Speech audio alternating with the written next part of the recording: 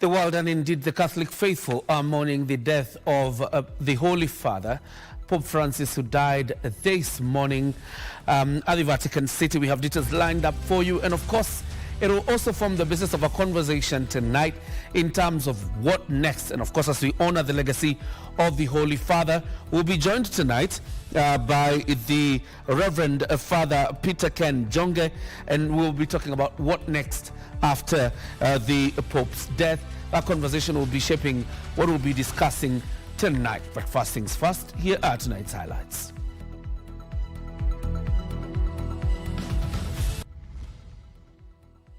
Wild mourns Pope Francis.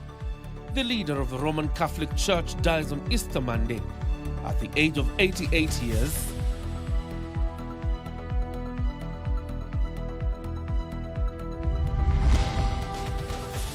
Who is Pope Francis? From a bouncer to papacy, the 266th Pope was the first non-European to be elected to the revered position.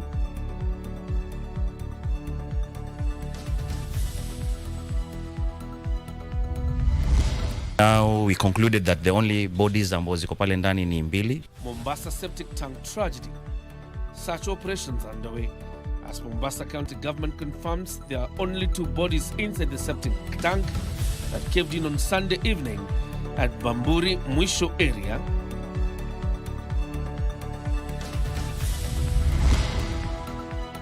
And how safe is one in the public service vehicles? Woman passenger seeks justice after she was allegedly drugged and assaulted in a Mombasa-bound bus.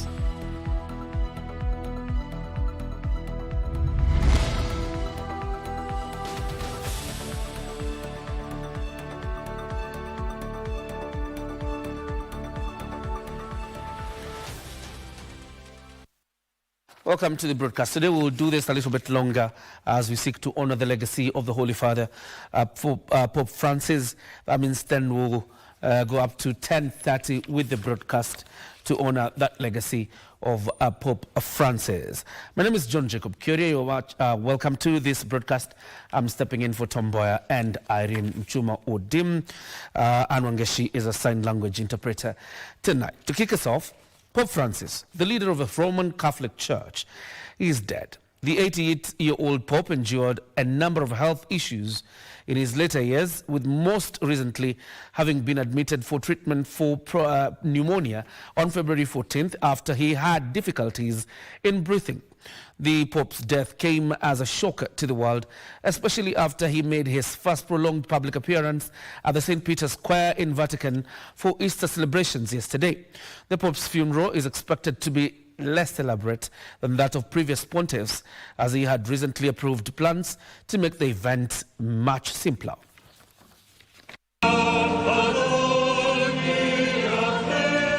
Catholic faithful across the world are mourning the death of Pope Francis, the first Latin American to lead the Roman Catholic Church. Cardinal Kevin Farrell, the Vatican Camerlengo, announced that the Pope passed away on Easter Monday at his residence in the Vatican's Casa Santa Marta. Before his death, the Pope appeared at St. Peter's Square in Vatican for Easter Day celebration. In his Easter Sunday message, read aloud by an aide, as the Pope looked on from the main balcony of St. Peter's Basilica, the pontiff had reiterated his call for an immediate ceasefire in Gaza. Glowing tributes have continued to pour from across the world as the millions of faithfuls mourn the death of Pope Francis.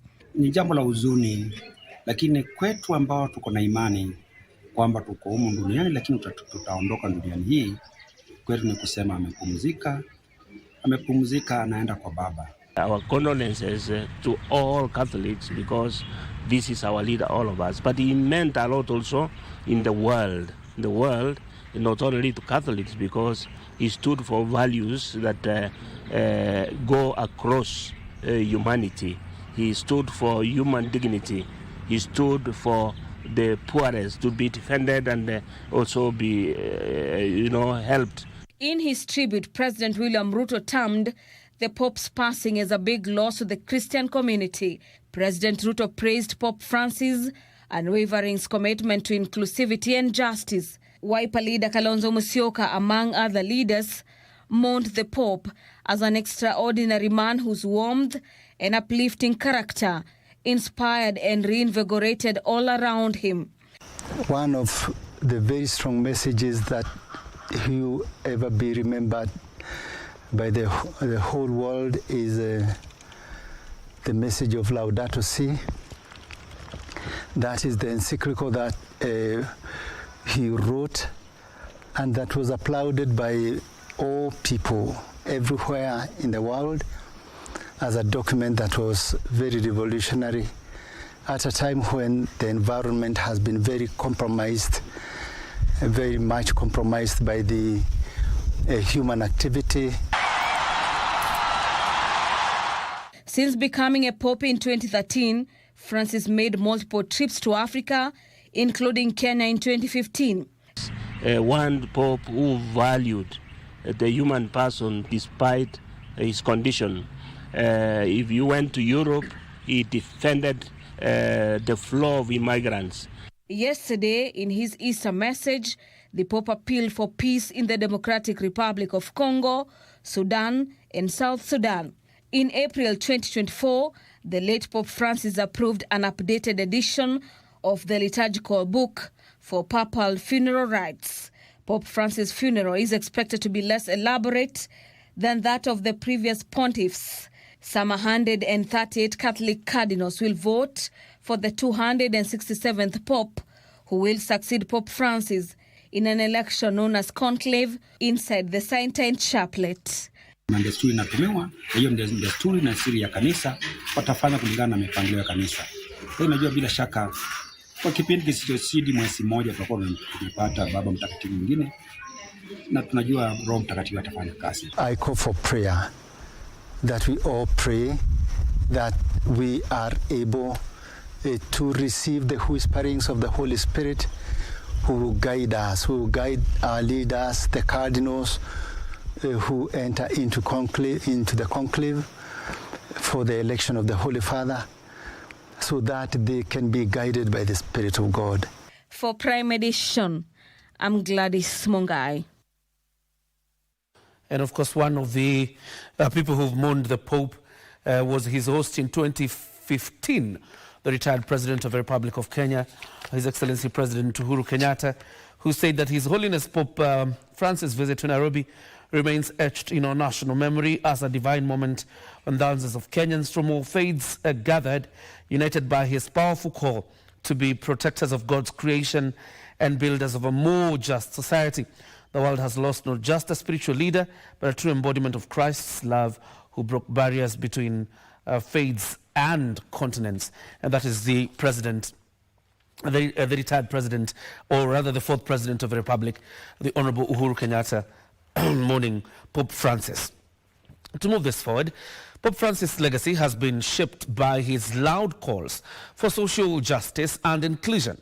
The Pope has also defied Catholic conservatism to spearhead interreligious dialogue with Christian and non-Christian groups.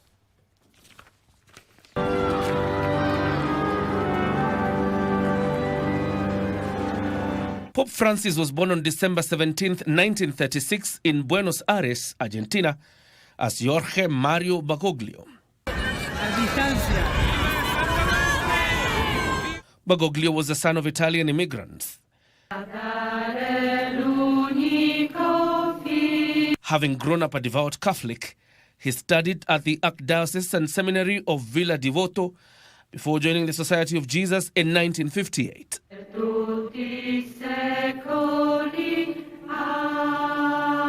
He graduated as a philosophy candidate from Colegio Maximo di San Jose in San Miguel.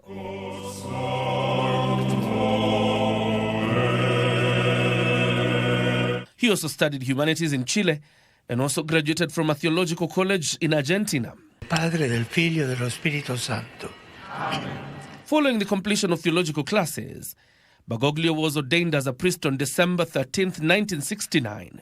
Apart from being a priest during his early years, he also played administrative roles within the Jesuit movement, which catapulted him to the position of provincial superior of the Jesuits in Argentina in 1973.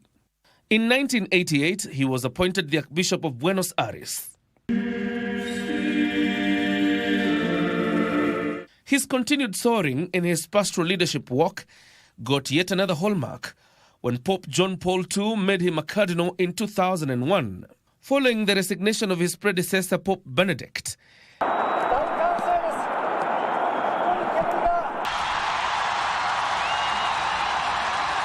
Cardinal Bergoglio was elected as the 266th Pope on March 13, 2013, making history as the first Pope from South America and the first from the Jesuit order. His papacy has largely been characterized by a focus on reform and outreach to marginalized communities. As part of his call for reform and regard for humanity, the Pope published a proclamation dubbed Laudato Si', meant to address the global responsibility on matters of the environment. Patris, et Filii, et Spiritus Sancti, descendat super vos, et maniat semper. The Pope has also been vocal on the need to wholesomely address poverty and inequality.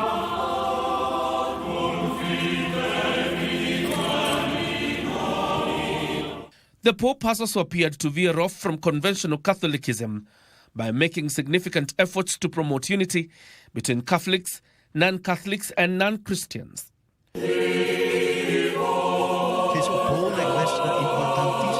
It is under his papacy that the Vatican made a landmark ruling allowing priests to bless same-sex couples.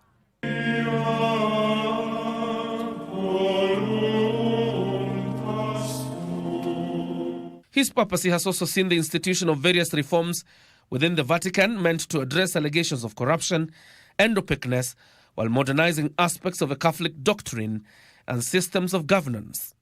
The Pope went on record to address allegations of sexual abuse by clergy that have rocked the Catholic Church for ages, offering apologies to survivors. Bless your holy name. While in office, the Pope has made significant pastoral trips across the world, advocating for peace and social justice. One of those visits was in Kenya,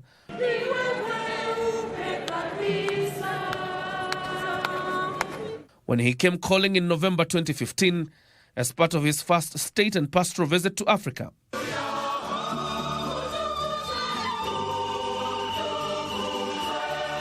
During his visit,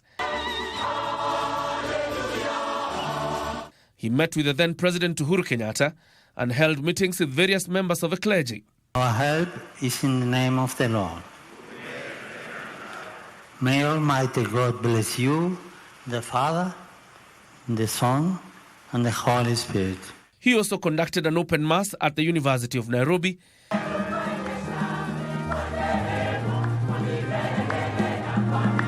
after visiting the poor living in Kangemi,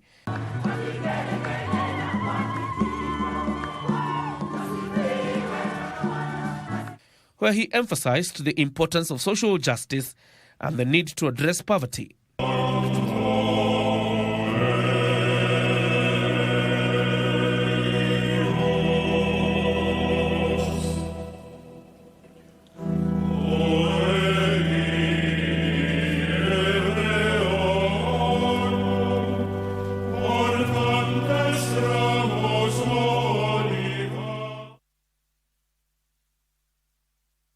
And the memory of that eventful event in 2015 when he came calling remains etched in the memories of Kenyans. And of course, the altar that was erected to host that mass at the Nairobi University still remains erected, just somewhere behind here at the Nairobi University grounds. Now, to be chosen as the Pope, the basic qualification is being a baptized male Roman Catholic. However, for many centuries, a Pope has been elected from a pool of cardinals. But exactly how is the Pope elected from amongst eligible contenders? Here now is the process of electing the Pope of the Roman Catholic Church, also known as the Bishop of Rome. When a sitting Pope exits the throne through death or stepping down, as was in the case of Pope Benedict, who quit for health reasons, a series of events begins to elect the next leader of the Roman Catholic Church. Cardinals from across the world will gather at the Vatican for a series of meetings known as the Conclave to discuss issues facing the church and the upcoming papal election. However, it is only cardinals under the age of 80 who are eligible to vote for the Pope. According to Vatican, there were 138 cardinals under 80 years old globally as of January 22, 2025. To qualify as a papal candidate, one needs to be a baptized Roman Catholic male. However, since the year 1378, every pope has been chosen from pool of cardinals. Once voting begins, 2 ballots are held each morning and 2 each afternoon in the Sistine Chapel, located in the Apostolic Palace, the Pope's official residence in Vatican City. This process goes on until the winner emerges. A majority of 2/3 of cardinal votes is required for a pope to be successfully elected into office. When the threshold is reached, the dean of the College of Cardinals asks the pope-elect if he accepts the election. If he accepts, he puts on papal dress and chooses a papal name. After each vote, ballots are burned. If a black smoke rises from the chapel's chimney, no decision has been made. But if a white smoke rises, it means the cardinals have chosen the pope and he has accepted the post.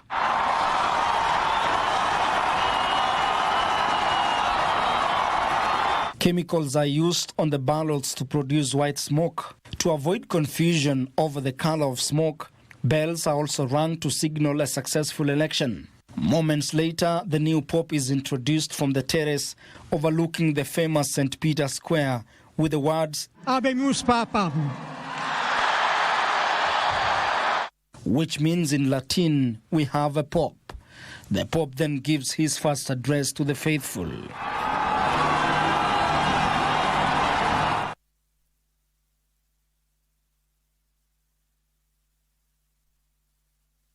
Time for us now to take a short breather. When we come back, we have the Reverend Father Peter Ken Jonge, and we'll be speaking in depth about the Holy Father, that is Pope Francis, now deceased, and talk about what really will happen moving forward in terms of the rituals that will be involved to bury him. And most importantly, I know you're talking about the white smoke. We'll know when it's supposed to come and in what course. Don't worry.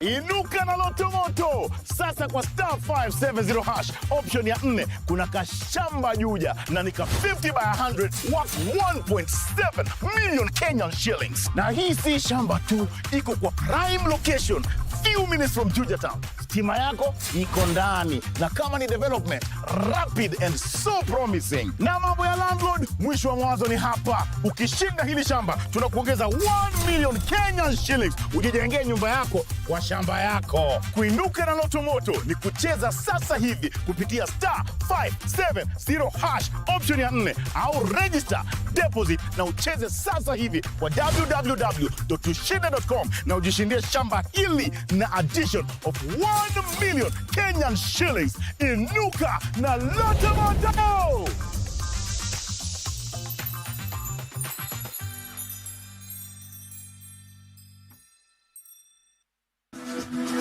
Got the fear of missing out? Want to keep up with all the latest entertainment news and latest celebrity gossip? From the latest rumors to popping events to the newest fashion trends, here is where you get all the tea or juice when it comes to entertainment, and you get it served on time. All that and so much more on Grapevine every single Monday from 10 p.m.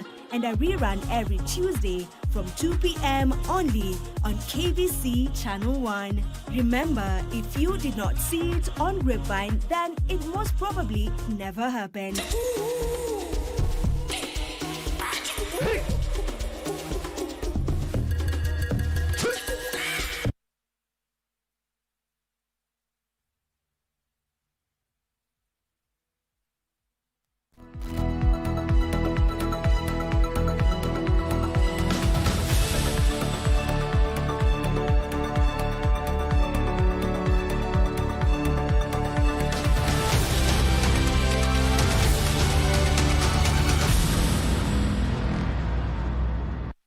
The Reverend Father Peter Ken Jonge joins us in studio. We want to honor the legacy of the Holy Father, that is Pope Francis, who died early this morning. The latest, of course, is that he's been put in his coffin because there was supposed to be a sense of confirmation led by the Cardinal Kevin Farrell, the Kamalonge of the Holy Roman Church. That means then the body has already been stored in the coffin, and the public viewing will be a little bit different, and the Reverend Father will be telling us why. But thank you very much for joining us tonight. Karibu sana. Thank you so much. Yes. Being a Catholic priest, let's begin from how you remember Pope Francis. Yes. Thank you very much, and I welcome you all as I join my fellow Catholics also for the for mourning, you know, and we say that it is God's time. Yes. And of course we say, may he rest in eternal peace. It was God's time, and we thank the Lord for the years that he has been our Holy Father, or the Roman Pontiff. But on the other side, I'll always remember him because he is the first Pope to pick the name Francis, Franciscus. Franciscus. Okay.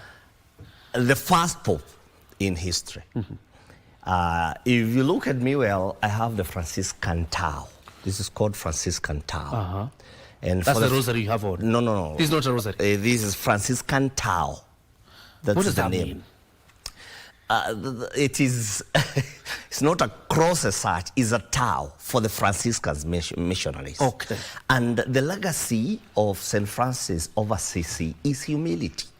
And I thought, or in my own thinking, he took the word Francis. Remember, Pope Francis, okay, anytime you elected a Pope, you choose a name.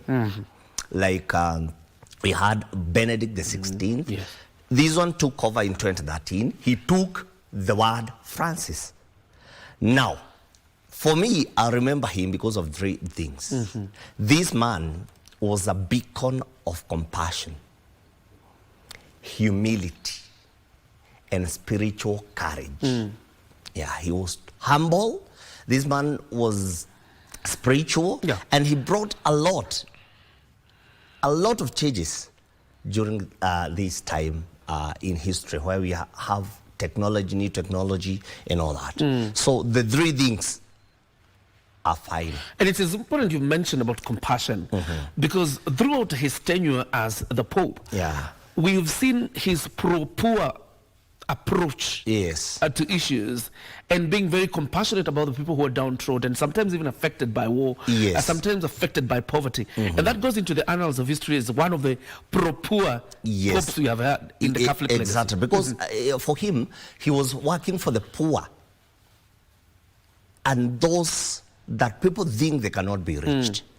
Even by the fact that he chose himself, you know, to visit Kenya, Africa, in 2015. That one by itself was a sign of humility. And indeed, you know, there is a picture going around of him, you know, with the three presidents, the second and third and fourth president. Because that time, His Excellency, the President Uhuru Kenyatta was the president of Kenya. And, you know, that picture, people were saying President Moi was so lucky to have met some other popes. you know. But even him choosing Kenya as the first country to visit in Africa is itself a sign of humility. And even as you talk about Kenya, because I mean, in Kenya it was more of a pastoral visit, and in fact it was his first in the African continent after his election. But then his visit to South Sudan was so significant. When he he's accompanied by the Archbishop of Canterbury and the moderator of the Scotland, or rather the head of the Scotland Church, to the peace process in South Sudan. You would say Africa really has been lucky to experience this man, Pope Francis. You know, nobody wants to go where the fights are. But he could not, you know, relent. Every time he saw the opportunity, he went. He even went down and kissed the feet of this president, you know, and you know how but it is for somebody to remove the shoe, and you kiss the feet. When he goes down like that, in Southern Sudan, here in Kenya, he visited even the slums here. He went to Kagemi, by itself, he was humble Pope. Yeah.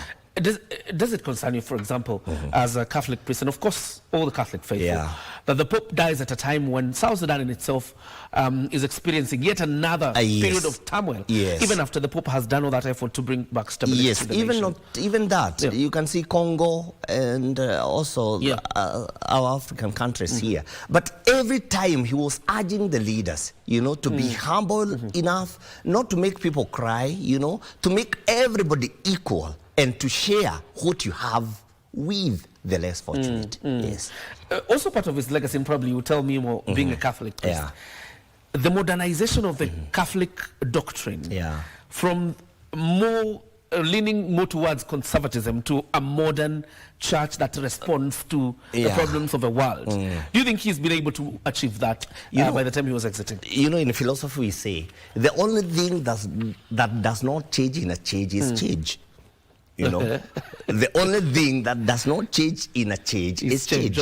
And so many people, even today here in KBC channel, if we decide to do things otherwise, you will find people fighting you. Yes, but there is this picture of people trying to hold their tradition, trying to hold their habit. And remember, the Englishman said a habit is a disease. Sometimes let the change come so that at least we can transform and also get renewed again. Like now in the Catholic Church, we are celebrating Easter.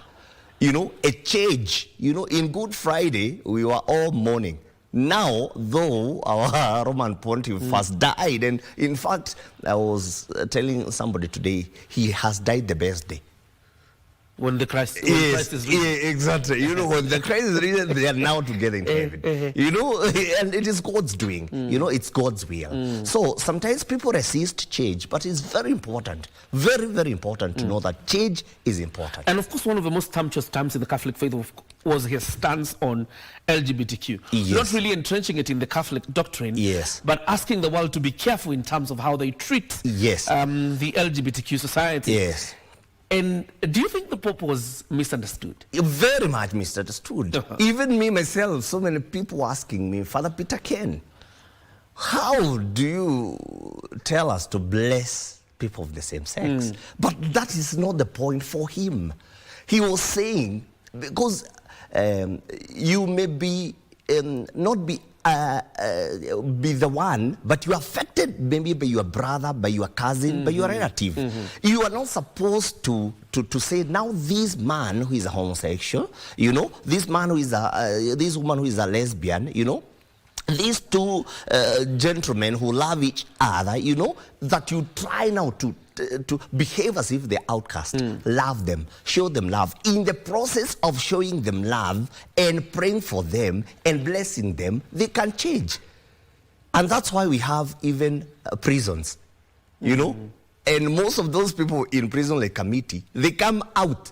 Me, I have a relative who was in Kamiti. Now he's the best man ever. Whether he was guilty or not guilty, he was helped, he was loved. We went there, encouraged him. He came out changed. That was the message of Pope Francis, not the other way around. Not the other way around. Yes, and we can never, in fact, the Roman Catholic Church, we can never bless the marriage of the same sex. Yeah. Being an Anglican, one of the things that tantalized me a lot is when I saw him conduct a joint mass with the Archbishop of Canterbury. Yes. Where they were blessing Catholic bishops and Anglican bishops. Yeah. And he didn't just do it with the Anglican Church. He went as far as the Church of Scotland. He went as far as the Orthodox Church, even reaching out to non-Christian groups. Yes. Did this offend the Catholic doctrine, for example? No. You have said well that you are an Anglican. Yeah. In your creed, you mention the Catholic Church. Yeah. So it's like, nyinyi in Kiswahili we say, nyinyi ni watoto wetu. Because you mention in the creed, you say, I believe in one holy. Exactly. Yeah. So we are still, you are still part of us. And remember what Jesus said. If they are with us. Even if they pretend they're against us, we are still with them. Now, he did very well because in the Catholic Church, there's something that we call ecumenism. Yes. Integration, and reaching out even to other people. And that's why in the Catholic Church, we'll never hear a priest say, if you want to become a Catholic, stand up. No. Whoever came to church is part and parcel of the Catholic Church. So he did very well, though people asked why, but to him, it is the spirit of ecumenism coming together. Tell us the significance of Pope Francis being the first Jesuit Pope. Yes. Of course, there's the history of being South American or non-European Pope. But what is the significance of being a Jesuit Pope? Yeah, of course, he's a Jesuit because in the Catholic Church we have the diocesan. For me, I'm a diocesan priest of the Archdiocese of Nairobi, Kenya. We have missionaries, like my brother is a priest also, but a missionary priest of Apostles of Jesus. But Pope Francis is a missionary of Jesuits. Jesuits are known because of studying. Yes. For them, the minimum you can be ordained with is masters. Yes. The minimum. And remember, in the Catholic Church, before you are ordained a priest, you have to give the certificate of the bachelor's in philosophy and bachelor's in theology. But for a Jesuit, they will require I think the minimum is masters. And for many, doctorate. So they can take even 15, 20 years before, because to them ordination is not the goal as such. Yes, they are in different fields, doctors, teachers, nurses, mention them, pilots, engineers. Yes, you see. But now that brought so many things, and even when you look at his legacy also, he never chose so many even bishops, even from Jesuits. He chose all over, even Franciscans. Some of them have become, cardinals. Yes, so for him, even if he's a Jesuit, he never discriminated anybody. Yes, just like you were saying, he was accommodating everybody. Was there a stance in Rome? Yes, Love which now, it's like here in Kenya. Somebody can stand and say, I have a PhD, I have a master's. What are you telling me? But to him, he could have said, I'm a doctor. What are you trying to tell me? You may a diocesan who just have philosophy and theology. But for him, he integrated everybody, whether a diocesan or whether a missionary. For him, he was led by humility and not pride. Yeah. And by the way, the Pope was well read, by the way, having studied in Argentina, went even to Chile. Yes, and he's the first Pope again, like you have said, out of Italy or Rome. Yeah. Yes, he was from Argentina. From Argentina. Yeah. A quite interesting one. But before we finish up on his legacy in with the burial rites, tell us, in terms of when a Pope is consecrated to lead the Catholic Church. Yes, installed. Yes. There is how he dresses, how he walks, how he conducts his business. How different was this Pope from the other popes that have been installed before? Yes, first of all, from his name, from his name, Francis, he wanted to show humility. St. Francis was humble. Then again, remember the cardinals and the popes, they have the red, socks. For him, he chose otherwise. Why do they wear red socks? Yes, because you are ready. You are the prince of the church, and you are ready to die for the church any time. And what takes you there is your leg. That's why they must wear red socks. Yes, but for him, he was a little bit different. And because he's the Roman pontiff, is the vicar of Christ, when you started the news, you say the head. It's not the head as such, but the best word to say is the vicar of Christ. The vicar of Christ, or the Holy Father, or the Roman pontiff. All those are his names, And of course, his name is Pope Francis. Yes. And so he did things differently. Including his vehicle? Yes. Oh, everything. You even remember when he came to Kenya? Yeah. He said, no, I don't want a luxurious vehicle, a simple car, because of his character. You know, he was trying everywhere to show, you know, Franciscans, they have the vow of poverty. So he couldn't go, you know, against that always. Yes. So to so many popes, you know, that could not happen. But to him, it was possible. Yes. Even when he was given a vehicle, he said, no, if it is a luxurious one, sell it, give it to the poor. Buy for me a simple car. Yes. It's quite interesting. Yeah. Let's talk about the burial rituals. Yes. But I'm more interested in one person before we even talk about the burial rituals. Yeah. Cardinal Kevin Farrell. Yes. He's Camerlengo of the Holy Roman He's called Cardinal Camerlengo. But his name is Kevin. Like Cardinal Camerlengo. Yes. But his name is Kevin. Yes. Wow. Yes. So what does he do? His work, in fact, today, you know, today, he's the one who said these words. Vere Franciscus mortus est. Okay, that's Latin. Yes, he said those words today. Vere Franciscus mortus est. Or truly, Francis is dead. So his first work today was first to call him with his baptismal name. When he noticed he is not active. He's the one who went to his room to confirm that he was exactly. That is his work. Okay. Cardinal Camerlengo. Okay. And his name is Kevin, like you have said. So he called him today, Joe Mario Belgorio. It is his name. Remember the church name is Pope Francis. 3 times. And he didn't respond. Yes, if he doesn't respond, then, of course, the process has already started to announce that he's already dead. Okay. So he calls him, he waits to see whether he responds. The second time, the third time. If he doesn't, then a doctor can be involved now, you know, to confirm if it is true. Because, of course, he may be in a coma, you know, or maybe he overslept.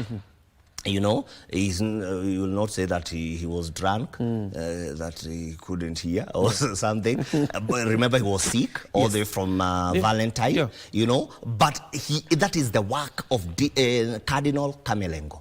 Yes, that is the first step. That is the first step. Yes. We'll talk about the other steps because I know at some point down the line, there's another point where he's involved. Yeah. But the body has been put in the coffin. So far, at least that process was supposed to happen at around 8 p.m. Yes. So where is the body taken? Yeah, you know, it is supposed to be taken to the St. Peter's Basilica. Okay. You know, but for viewing and all that, and in preparation for, there is 9 days period of mourning, whereby all the priests, all the bishops, we are invited to celebrate Mass for him. But of course, now that for him, he said, I don't want show off. I don't want so many things, just simple things. You know, he said, treat me just like a normal Christian. Yes, that's what he said. So just like the way we say it all the way from even luxurious cars and all that, he does not want. Of course, he said, because I was your Roman pontiff, there is that respect, but treat me just like a normal baptized Christian. We used probably would say was lucky to see the rites accorded to the late Pope John Paul and the late of good memories. Yes, the late don't forget Benedict. that. How and that raised platform in which they lay as members of a public thronged the St. Peter's Basilica to come and see the remains of a pope. Is this something we expect this time round? Not really, because he had his own reservations. But of course, very soon from tomorrow, the cardinals, because now the church, the church now is in the hearts of the College of Cardinals. Yes, and now they will give the guidelines of what he said. Remember, in the Catholic Church, before you are ordained, there is the will that you write. So first of all, it will be, they'll go through the will, you know, to see what he wanted before anything else happens. Okay. Yeah. Okay. All right, let's take a small commercial breather. When we come back, because we've dealt with the issue of public viewing, where his body is. Yeah. And still gives me reminders of the red tunic addressed by the Pope Benedict as well as Pope John Paul. And he will tell us whether this is also a likely thing that we'll see during this public viewing. But of course, we take a breather. When we come back, we pick up the conversation from there.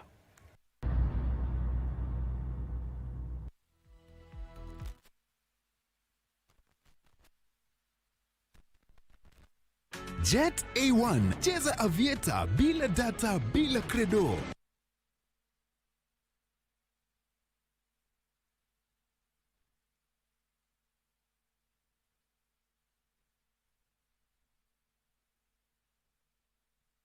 Jet A1, cheza avieta bila data, bila credo. Dial *892# for instant takeoff. Pepea bila pressure kucrash au kucash out. Avieta bila data, avieta bila credo. Uko na kabambe, wewe pia ni rubani mnoma. Dial *892#. Jet A1, michezobet.com. Cheza kwa kuwajibika. Kushiriki ni miaka 18 au zaidi. BCLB license number 0000664.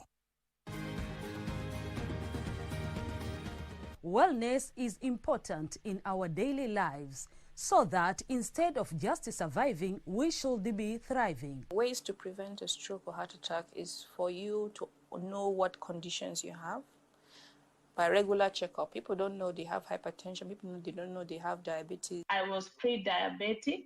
I was afraid of getting lifestyle diseases because I come from a family that has lifestyle diseases. How do you know if your cough is due to a serious condition? We'll have some answers. Stay well and strive to make every day a healthy day.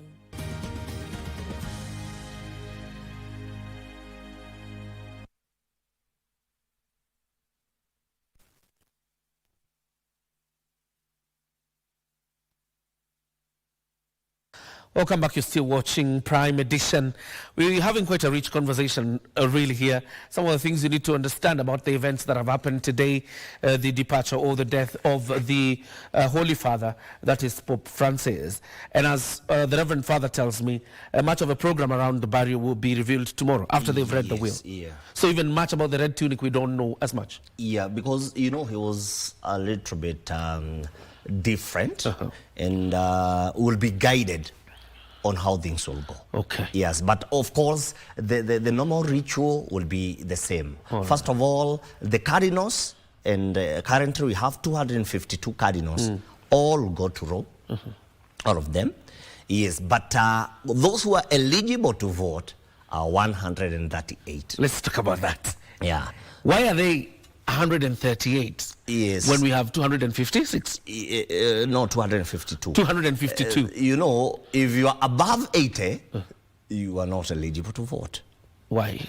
That is the rule of the Catholic Church. Okay. Remember, even an archbishop or a bishop retires or resigns at 75, apart from the Roman pontiff. Yes.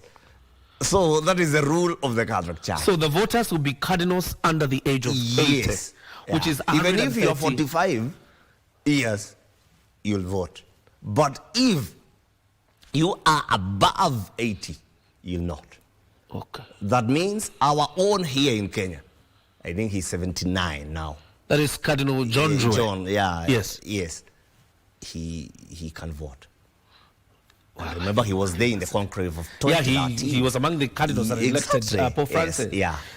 This time he still has an opportunity to vote for another. Yes, and that time, and they'll between 15 to 20 days. So they'll go there, first of all, before the D-Day, they are going to have conversations with each other. First of all, to know each other, because they're from different nations. Yes, in the whole world. Yes. So a cardinal from US may not be knowing, well, a cardinal in South Africa. You know, then, of course, they'll know each other, try to talk, and now from there, through their talking now, they'll see, this one.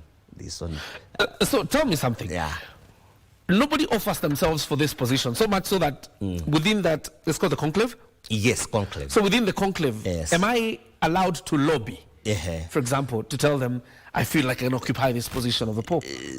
That's why before the D-Day, there is that conversations. Of which D-Day, no media, no phones, no internet, nothing.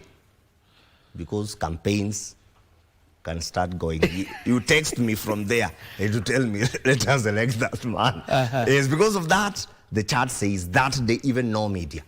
What will come now, later, it is, if they have the 2/3 have not reached, those who have voted, there is black smoke to mean no. But if 2/3 is met now, the white smoke comes, and now the greetings habemus papam is there. We have a new pope. It's interesting you mentioned habemus papam, because in 2019, the kind of confusion that was in this republic with that habemus papam. Yes. People thought the pope is habemus papam. No. That is now the people saying we have a new pope. Okay. And the white smoke will come. All right. Yes. So how long do we expect this process to go? For example, you said D-Day. Yeah.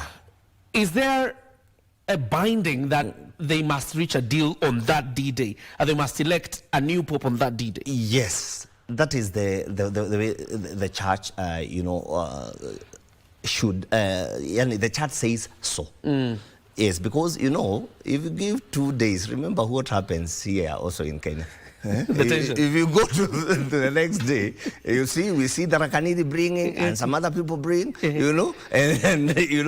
now the church says, that's why there is that familiarization with each other before the day. All right. Yes. As we wind this up, tell us about, because we used the word conclave. Yes, conclave. Tell us what a conclave is, and now in the absence of the Pope, who convenes the conclave? The College of Cardinals, it's like the Catholic Church is just like a government.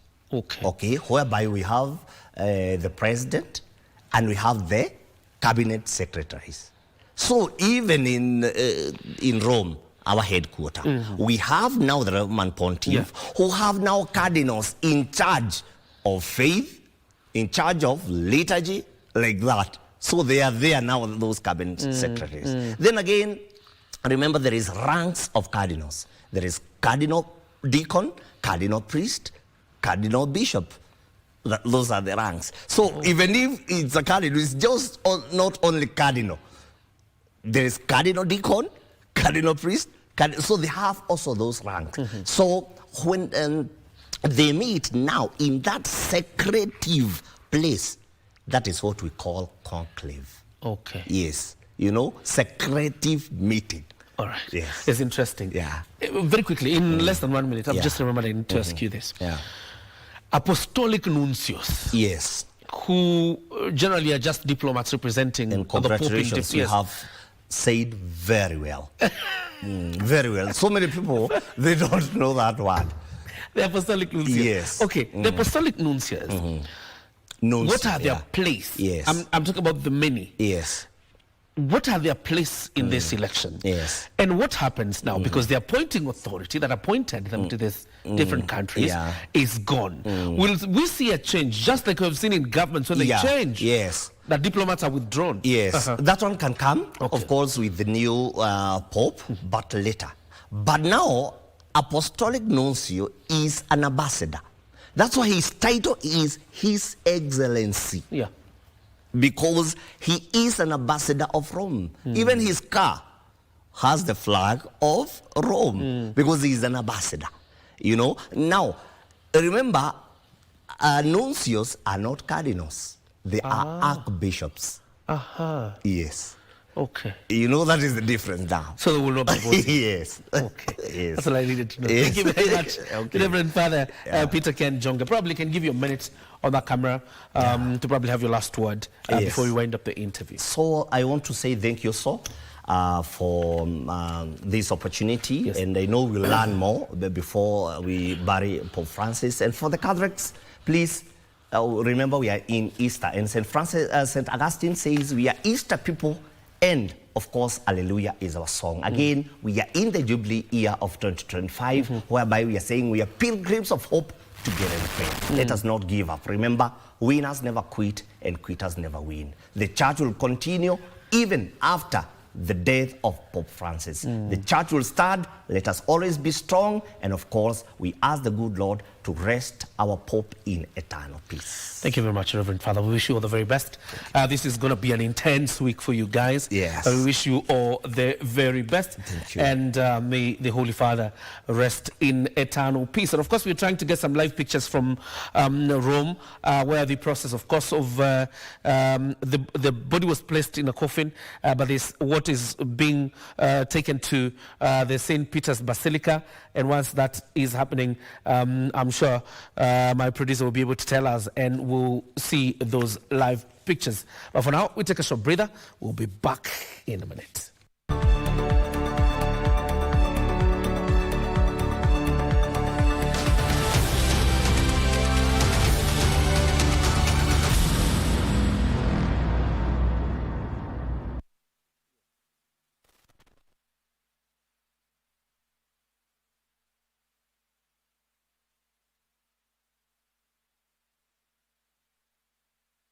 Jet A1 cheza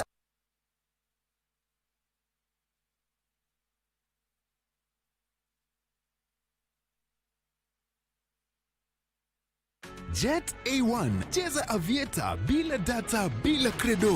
Dial *892# for instant takeoff. Pepea bila pressure kucrash au kucash out. Avieta bila data, avieta bila credo. Uko na kabambe, wewe pia ni rubani mnoma. Dial *892#. Jet A1 michezobet.com. Cheza kwa kuwajibika. Kushiriki ni miaka 18 au zaidi. BCLB license number 0000664. Are you a talented artist? Or are you passionate about a topic you want to discuss? But money can be very hard to find for an upcoming artist. Don't worry, Studio Mashinani has got your back.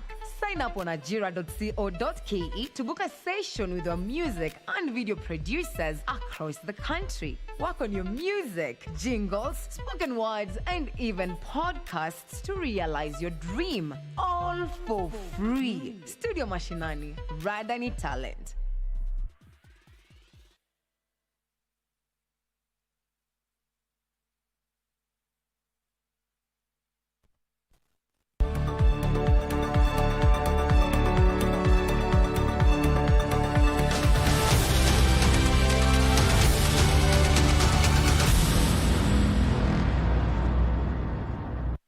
Welcome back. You're still watching Prime Edition. Let's move away from the sad news of the passing of Pope Francis. And Mombasa County Chief Fire Officer Ibrahim Basafar has confirmed that there are only 2 bodies inside the septic tank that caved in on Sunday evening at Bamburi Mwisho area of Kadzandani ward in Nyali sub-county in Mombasa. Preliminary reports Sunday evening had suggested that there were about 4 people who had sunk into the septic tank, which was built more than 40 years ago and is 120 feet deep. The 2 unlucky victims are Abdulaziz Abdallah and Emma Tatu Tout, who is yet to be identified because no family member has come out yet to identify him. They had gone to watch some English Premier League matches at a video cafe that was built on top of the septic tank. Efforts to retrieve the bodies began at around midnight Sunday by draining the sewage from the septic tank, which took about 7 hours until Monday around 7:15 p.m. By 1 p.m. Monday, all equipment was in place and the rescuers were only waiting for the county shovel to arrive. A sewage exhauster from the Mombasa County Water Department was used to drain the sewage from the septic tank. Tokea jana, fire iko hapa, kuna serikali iko hapa, lakini hatujapata mwelekeo. Je, ingekuwa familia yako, babako au mamako yumo pale ndani, ungehisi vipi? Wanapopatikana pia ukuwe na uwezo, Mwenyezi Mungu atupe nguvu tukawastiri. Hii ni mitihani na mitihani hii hufika kila mmoja kwa sababu sisi binadamu. Because the first initial report was 4. But then we confirmed even the third one who alikuwa ameambiwa tukampata hapa hoteli anakula maharagwe na chapati. Akasema mimi ile uoga hata nilikimbia nikaenda nikakaa maana ile kushukuru Mungu nimekaa wala chapati hapo. So the other one also took off. Then we concluded that the only bodies ambazo ziko pale ndani ni mbili.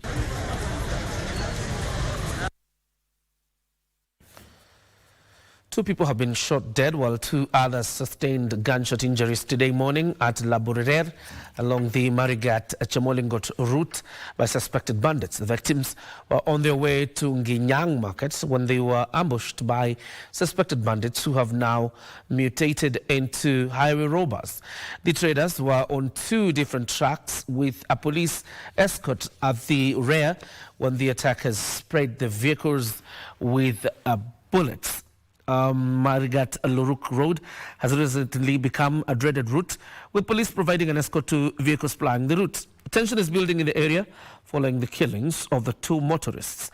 The bodies have been moved to Baringo County Hospital mortuary.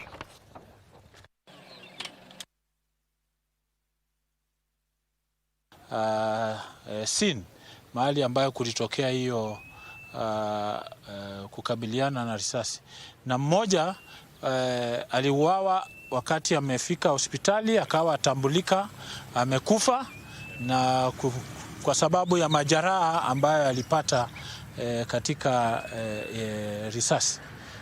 To commend the government for flushing out the bandits, but still work has to be done in terms of they are trying to change tact with some retaliation and highway robbery and ambush that I think they are behaving now like Al-Shabaab. Hadi tu ni kwamba kulikuwa na maafisa wetu wa usalama.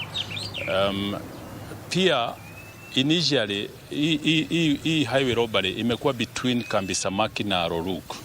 But you see now kwa sababu ya ile mikakati tumeweka pale, ile presence ya askari along that stretch from Kambi Samaki to Roruk imefanya wame drift kuja pande nyingine, because this happened between Kambi Samaki and Marigat. Into a developing story, President William Ruto is set to embark on his first state visit to China since taking over the reins as the fifth head of state. The 5-day visit, scheduled to begin on April 22nd at the invitation of President Xi Jinping, will see the two heads of state discuss financing major infrastructure projects, including the extension of a standard gauge railway SGR from Naivasha to Malaba via Kisumu, and the proposed dualling of the Rironi-Mau Summit Highway, part of a larger Rironi-Malaba corridor. This will be President Ruto's second major state visit after the United States of America in May last year. The visit, which comes at a crucial time where the world's geopolitical dynamics is changing rapidly, signifying the robust relationship between our two countries. According to the Foreign Affairs Ministry, President William Ruto is seeking to deepen strategic ties with Beijing and its broader ambitions on the global stage to cushion the country against the economic shocks that have been felt due to the recent tariffs introduced by US President Donald Trump. During the 5-day state visit that is set to commence on Tuesday, we'll see President Ruto hold high-level talks with President Xi, Premier Li Qiang, and National People's Congress Chairman Zhao Leji. I am looking forward to this trip because it will give me an opportunity to exchange at the highest level with President Xi on matters of mutual interest. President Ruto and his Chinese counterpart are expected to sign multiple bilateral agreements across sectors such as trade, manufacturing, agriculture, climate change, education, tourism, security, and technology transfer. Their discussions will also center around financing major infrastructure projects, including the extension of the standard gauge railway SGR from Naivasha to Malaba via Kisumu, and the proposed dualling of the Rironi-Mau Summit Highway, part of the larger Rironi-Malaba corridor. The cabinet has already approved the dualling of the 170-kilometer Rironi-Malaba highway, with the construction set to begin in June 2025. So these are very important projects, and we're looking forward to concluding those which are not concluded, and having a conversation on how to bring the others into being so that we can enhance commerce, we can enhance trade within our region, and also between Kenya and the rest of the world. The visit will also cement cooperation under the Belt and Road Initiative, which China launched in 2013 to strengthen global infrastructure and trade connectivity. Abdiaziz Hashim for Prime Edition.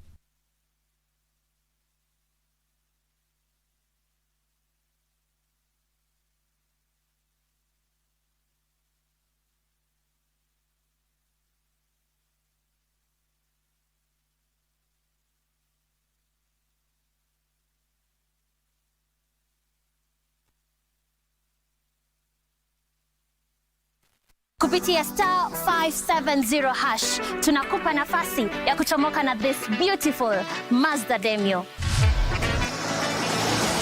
Enjoy a beautiful clean semi-leather interior, low mileage, fuel-efficient 1300cc engine, great for personal use and business.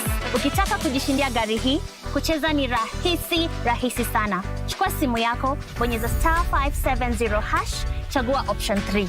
And for only 35 shillings, hii gari inaweza kuwa yako. Kumbuka kucheza mara kadhaa because the more you play, the higher chances of wewe kuwa mshindi. Mungu ni mwema, asante Mungu. Ile nitakuwa naendesha hivi. Dial star 570 hash and make this dream car yours.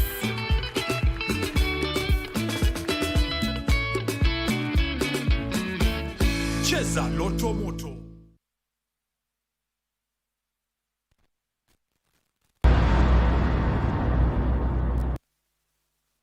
Welcome back. A woman is seeking justice after she was allegedly drugged and assaulted in a Mombasa-bound bus.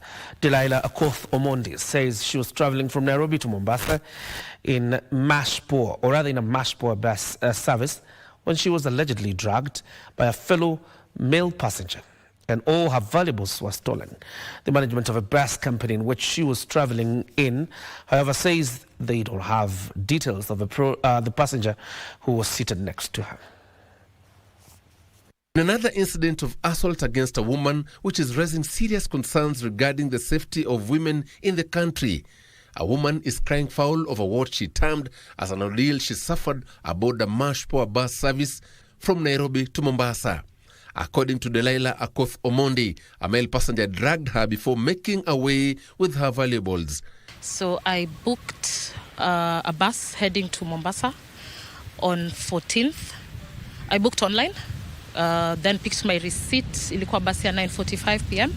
I picked my receipt when I came to Mash, when we boarded. Then I sat on my seat number 37. The lady who is now seeking help to trace her aggressor says the mysterious passenger moved up and down the bus before sitting next to her. Upon reaching Mtito Ndei, the male passenger alighted, but upon returning, came back with a cup of tea, which he offered her, and that was the last thing she remembers.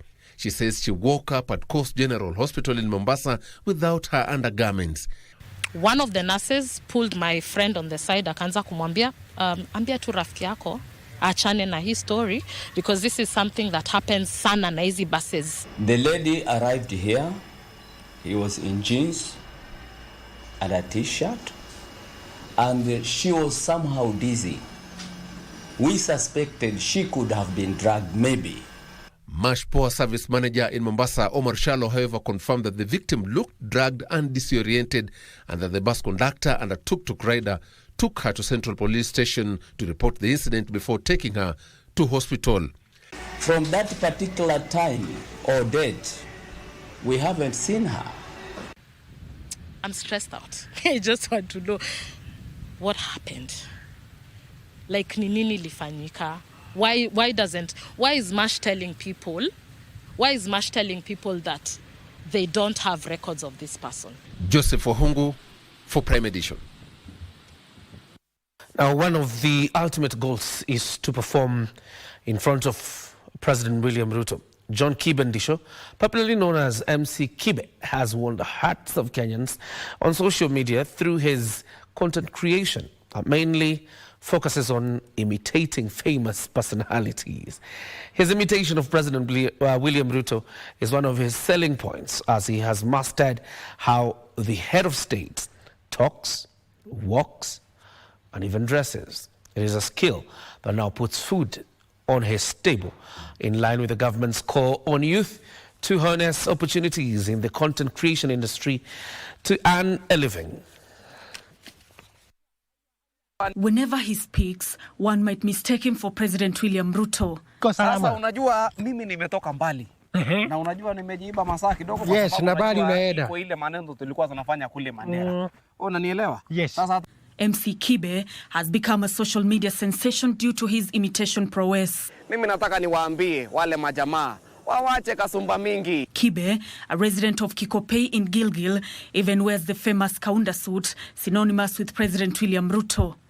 Nilianza kitambo, I think 2013. Time yenye walikuwa naelektiwa ilikuwa Uhuruto government. So ilikuwa after nimetoka high school. And then kuna place aliendanga na huku hivi Western. Akasemanga walikuwa nachongoana na anaitwa nani? Jirongo. So wakichongoana hivi akaambianga Jirongo, sasa unajua saa zingine huyo Jirongo anakasirika na mimi kwa sababu kitambo nilikuwa mtu yake ya mkono.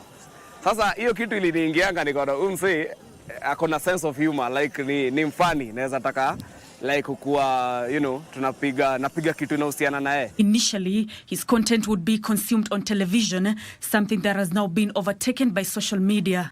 Hii maneno sijui ya kukuja kuanza kuleta maneno hapa na pale, sijui imefanyika. No, my friend, hiyo hakuna. I remember my first kit kutrend ya Ruto iligonga 1.5M pale TikTok within less than 2 days. It is an art that now puts food on his table. MC Kibe has on many occasions been invited to make appearances in high-end events, including the recent International Kiswahili Conference held in Kampala, Uganda. Kwani sisi Afrika Mashariki, kwani sisi iko makosa tukiungana na tukitumia Kiswahili? He says that perfecting his skill took years of observation. Kitu kwanza lazima umpende, wezi mimi kumsempendi. Lazima ukue unamwangalia sana. And hiyo character ikikuingia, hata unajipatanga sauti tu inaendanisha pia na gestures. He hopes to one day perform in front of President William Ruto. Na vile kama ni maneno ya news, maneno ya vipindi, mimi najua hii KBC kwa sababu vile tunaendelea kufanya ile maneno, mimi najua sasa tunaendelea mzuri kabisa. Ama ni namna gani? His is just but an example of how content creation is taking root in the country, with learning institutions also embracing it as part of the competency-based curriculum. Actually, most people who earn a lot of money have known how to monetize their talents. The government has been at the forefront rallying more Kenyans, especially the youth, to utilize their talent through content creation. We have strengthened our policy and institutional support for the creative industry. The Kenya Film Commission continues to play a vital role in promoting local talent, offering training, and facilitating international collaboration. With the job market currently flooded, more and more Kenyans are hopping onto the content creation bandwagon in order to make a living. Nuncio reporting for Prime Edition. Thank you, Nuncio, for putting a smile on our faces. At least we get to interact with a low-budget William Ruto. Now, as Kenyans joined the rest of the world in celebrating the resurrection of Jesus Christ, the family of Joseph Amakati, who was born in 1925, celebrated 100 years of his life with a special birthday ceremony held at his home in Matiche village in Lurambi. I hope I got that right. That's Matioli village in Lurambi constituency. They brought together his family, panning generations. The rare occasion witnessed the cutting of a cake and planting of a tree to mark the milestone. Tipo the Kipnusu reports of the life and times of Amakati, a man who adds to the growing number of world's centenarian populations today.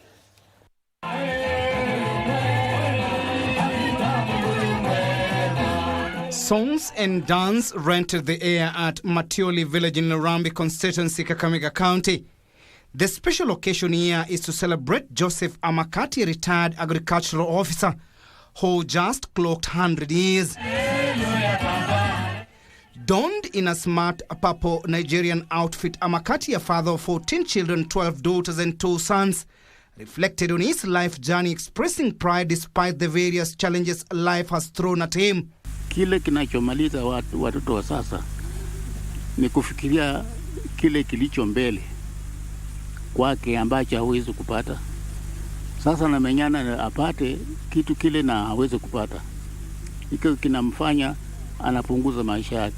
He attributed his long life to a supportive companion, his wife Miriam Nechesa, who he says has stood by his side throughout the years. Niliweza kufuata mawaidha ya principal, alikuwa akisema tafuta mwanamke aliye na busara, si aliye na elimu, lakini busara ambaye anaweza kuona mambo ya mbele.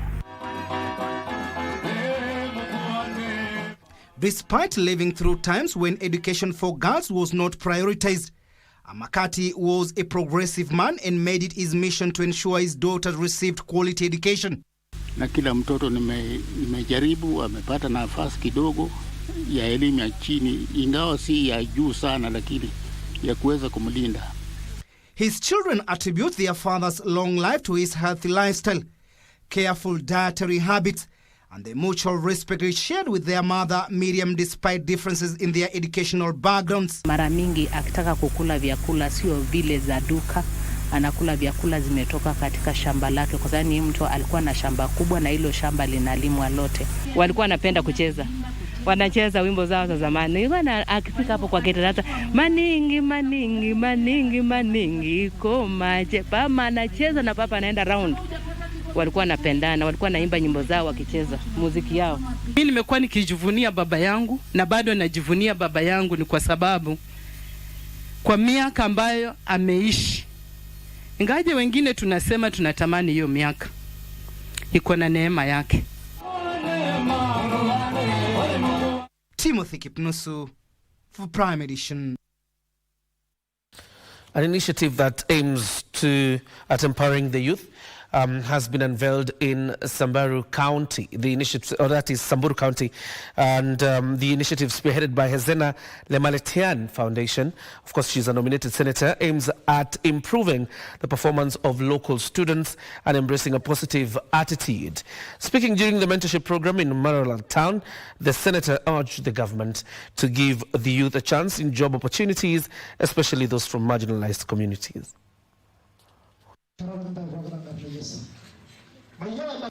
Tumekuja pamoja ili tupate mafundisho zaidi, haswa tukiwa vijana, tuweze tukue katika njia ya Bwana, maana ni njia mzuri ambayo tumeona imebadilisha maisha yetu. Our aim is just to grow spiritually, and also as just our senators taught us, we also want to grow also in education, and also to enlarge ourselves, and also to be able to help the community. Putting too much restrictions on the youth actually trigger ile curiosity. Sasa ile siku mzazi atasafiri, hiyo siku ndo atahepa nyumbani. So ningependa kuhimiza wazazi muachilie vijana waende katika mikutano kama hii ambayo ina add value kwa maisha yao, especially mkisikia ni kanisa imeitisha mkutano. Hakuna mtoto wako anaenda kuharibikia kanisani.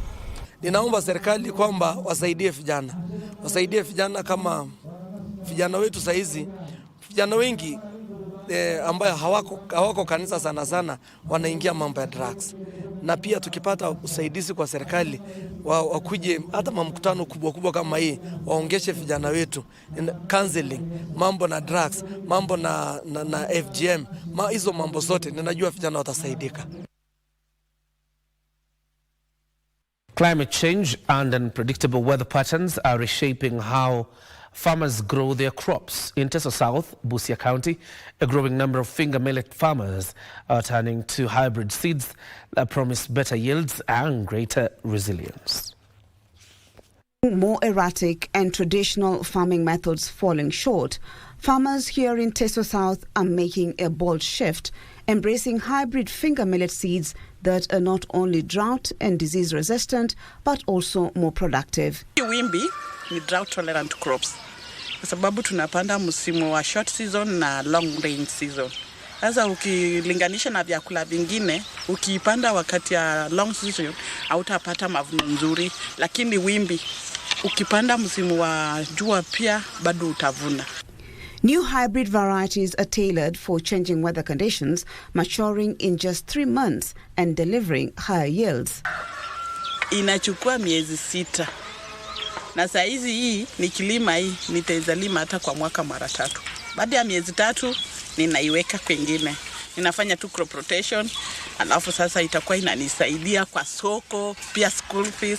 Tunapata pesa kutokana na, ukilinganisha tu saizi kilimo ya wimbi na ya mahindi, napeleka juu sana wimbi kwa sababu inatusaidia sisi kama wakulima. Mary Omodoi is showing others how to properly plant the hybrid seed. Hata kama imeweka iko kwa shamba, inakaa kama papo, ni kama blue.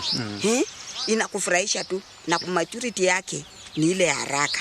Sio ile ya kuna wimbi nyingine huwa nakaa kwa shamba. Na hii wimbi ukipanda vile nimepanda hivi, nitapanda 3 times. Agricultural experts are also weighing in, urging more farmers to adopt the hybrid option. Panda long rain. Kwa hivyo wale ambao tumefanya nao like last year short rain, wamekuwa na good smile. Wamesmile kwa sababu hakuna mwingine alikuwa na hiyo mbegu, hakuna mwingine alikuwa na wimbi. Wamefetch pesa mingi sana za kuwa support katika familia zao.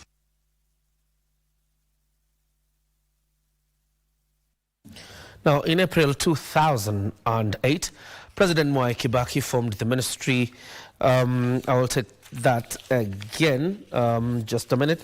In April 2008, President Mwai Kibaki formed the Ministry of Nairobi Metropolitan. In 2012, he appointed Kigumo Member of Parliament Jamlik Kamau to be in charge of that ministry. Kamau oversaw the installation of surveillance and security systems in Nairobi, and that is the man we feature tonight on the cabinet.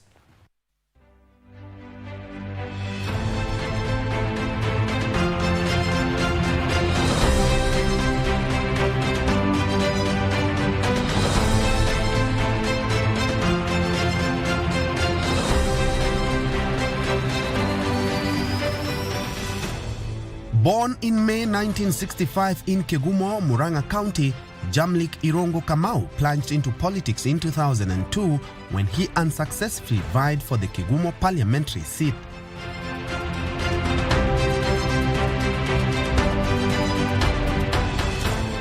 He later tried his luck in the 2007 elections, winning the seat on a Party of National Unity (PNU) ticket.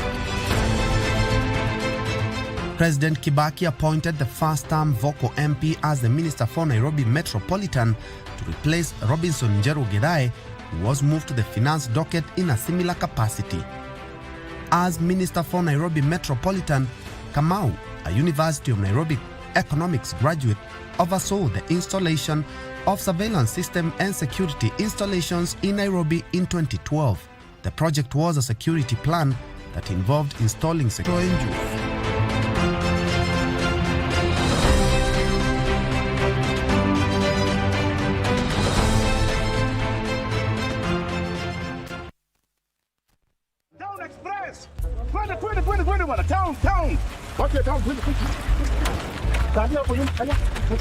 Bado ijajaa dere watu wengine 7. Kwani wazako sungekulia kwenu.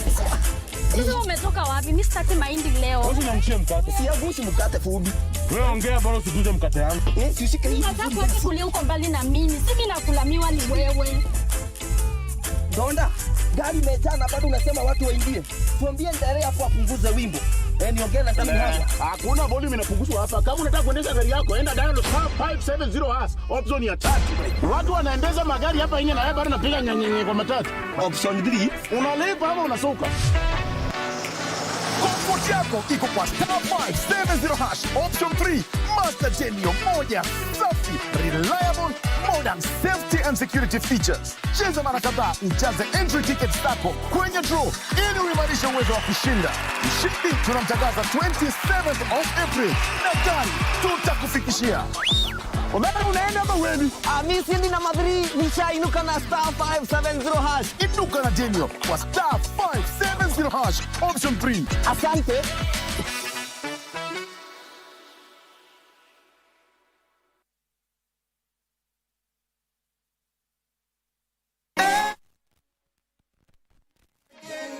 Greetings in the name of the Most High Jah Rastafari. My good name is Marley Moses, the positive warrior, alongside... Yes, sir, DJ D-Rage, the baddest. Each and every Wednesday from 10 p.m. on KBC Channel 1 TV.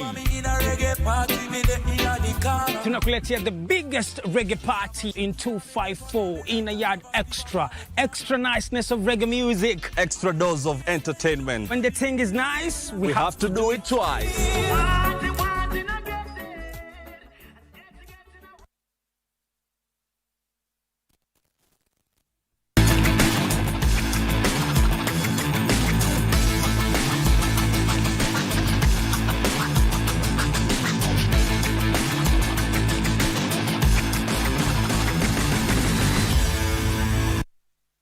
Very good evening to you. My name is Daniel Wahome and welcome to Prime Edition Sport.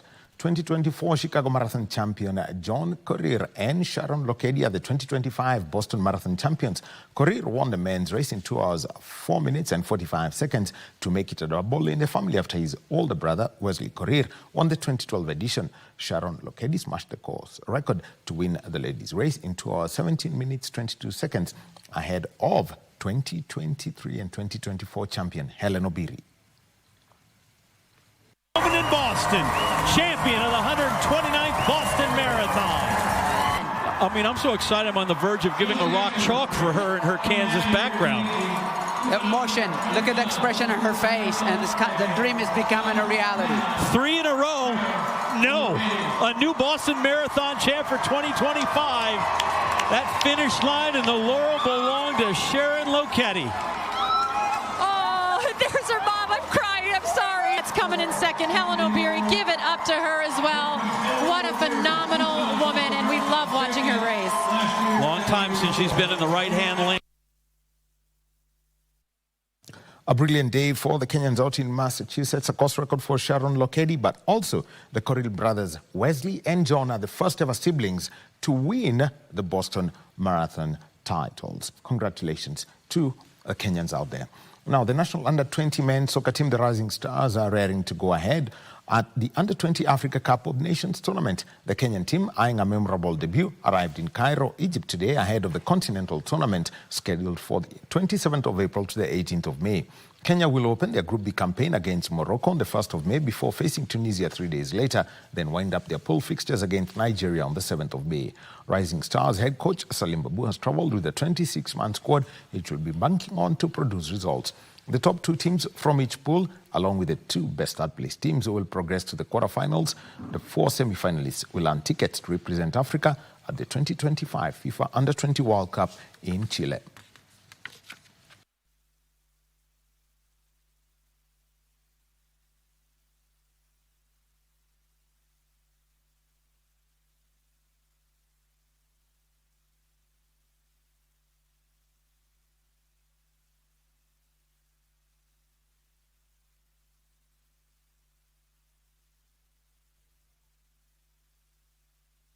Alan Oyende emerged the overall winner of the East and Central and Southern Africa Scrabble Championship that ended last night at the Village Market in Nairobi. A total of 8 Kenyan players managed a top 10 finish in the tournament that attracted 58 players.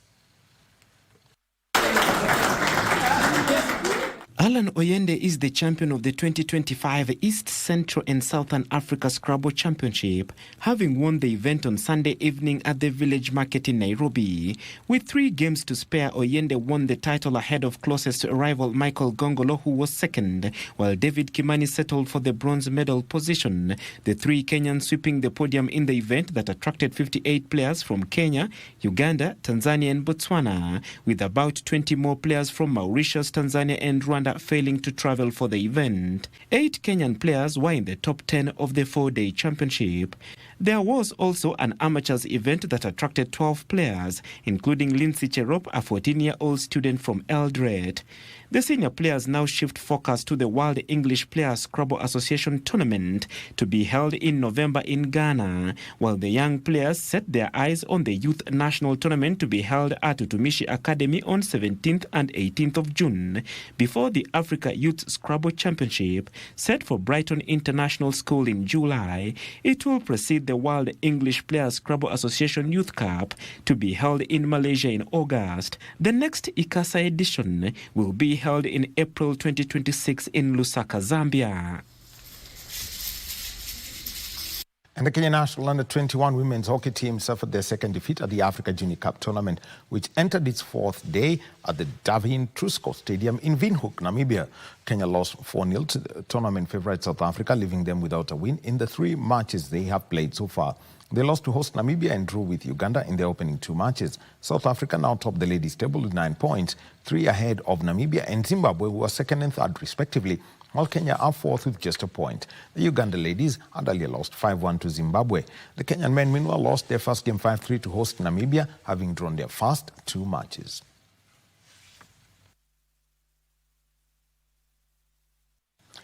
Now, the Kenya volleyball clubs KPA and GSU registered wins during the 3rd day of the ongoing Africa Men's Volleyball Club Championship in Misrata, Libya.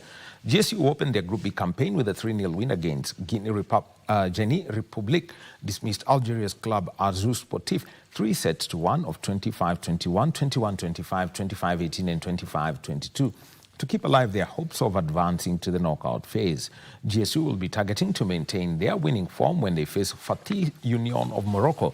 Meanwhile, KPA defeated Libya's Al Nasri in straight sets to register their first win after losing their opening Group A match to APR of Rwanda.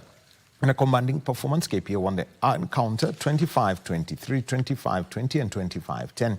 And next face Esperance of Tunisia on Wednesday. Kenya's third team in the championship, Kenya Prisons, who lost by 3-0 to Cameroon's PAD in their opener, will face Ethiopia's Wolaita Dicha Sports Club tomorrow. The 46th edition of the championship has brought together a total of 24 clubs drawn from 11 countries in the continent.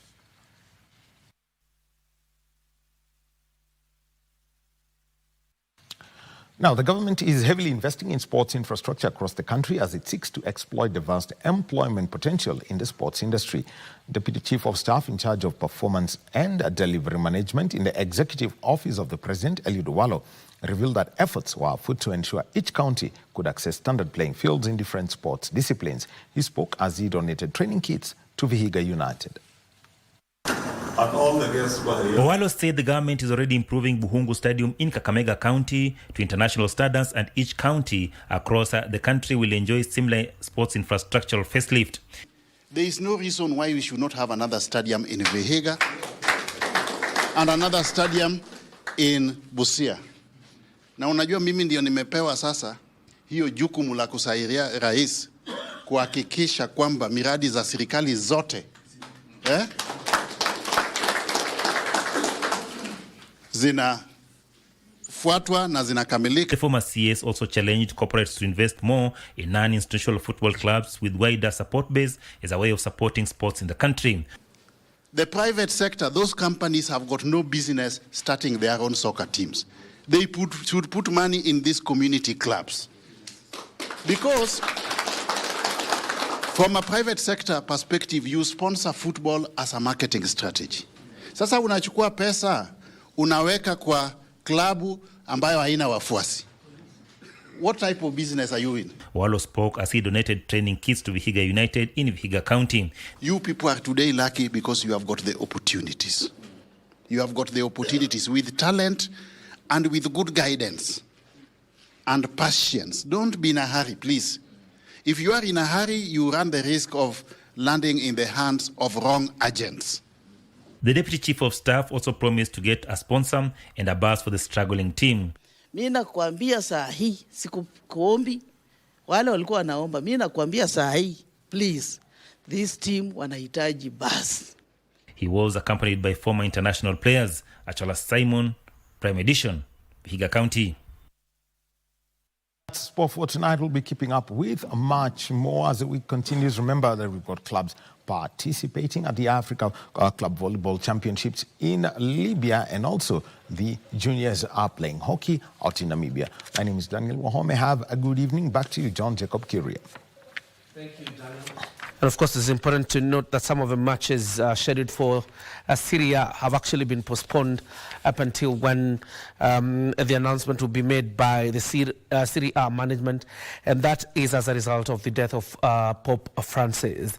Let me just show you very quick pictures of what is transpiring outside the St. Peter's Basilica, and you can see a few people, and I believe faithful, Catholic faithful, really gathering outside there for this just solemn occasion. I'm not sure the public viewing is yet to be scheduled, but this is just Catholic faithfuls in this solemn occasion as they mourn Pope Francis, who departed from this world earlier this morning. And a quick one, of course, announced by the Holy See Press, that is the press that deals with issues emanating from the Vatican, is that Dr. Andrea Arcangeli, the director of the Directorate of Health and Hygiene of the Vatican City, has indeed confirmed that the Pope died after a stroke, which was followed by a coma and irreversible cardiocirculatory collapse. All of them are medical terms, but the confirmation is that the Pope died from a stroke that was followed by a coma and irreversible cardiocirculatory collapse, and that is what led to the death of Pope Francis. What you see out of the St. Peter's Basilica, of course, are pictures of the Catholic faithful as they begin to mill around there. And you will see this scenes change from tomorrow morning because of many people will be pouring into this St. Peter's Basilica for the public viewing. But like I told you, or as we have been told today, there's likely not to be that raised platform where people will be able to see the body of the late Pope. It will be put in a coffin like it has just been put today, and then probably one end of the coffin open. That's where people will be able to view his body. At the St. Peter's Basilica, there's a place called a crypt, and beneath the St. Peter's Basilica is a crypt where popes are normally buried, but for the Pope Francis it will be different because he will be buried in the Basilica of St. Mary Major in the Pauline Chapel. That is where the Pope Francis has chosen to be buried, and all of this is supposed to happen within 9 days, and within 15 to 20 days the conclave is supposed to convene to elect the next Pope who succeeds Pope Francis. Those are live pictures from the Vatican City, the St. Peter's Basilica. At this point in time for us now to wind up the bulletin. Thank you very much for joining us on Prime Edition. My name is John Jacob Kioria, and Wangeshi was a sign language interpreter. Enjoy the remaining bit of the Easter holidays. We resume work tomorrow. Tuendelee kujenga taifa. Good night.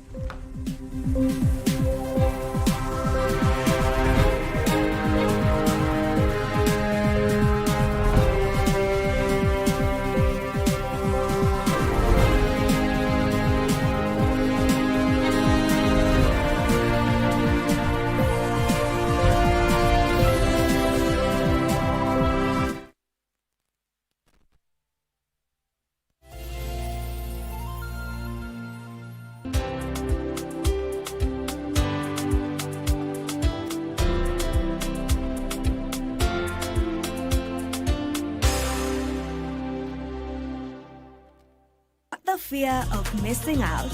Want to keep up with all the latest entertainment news and latest celebrity gossip? From the latest rumors to popping events to the newest fashion trends, here is where you get all the tea or juice when it comes to entertainment, and you get it served on time. All that and so much more on Grapevine every single Monday from 10 p.m. and a rerun every Tuesday from 2 p.m. only on KBC Channel 1. Remember, if you did not see it on Grapevine, then it most probably never happened.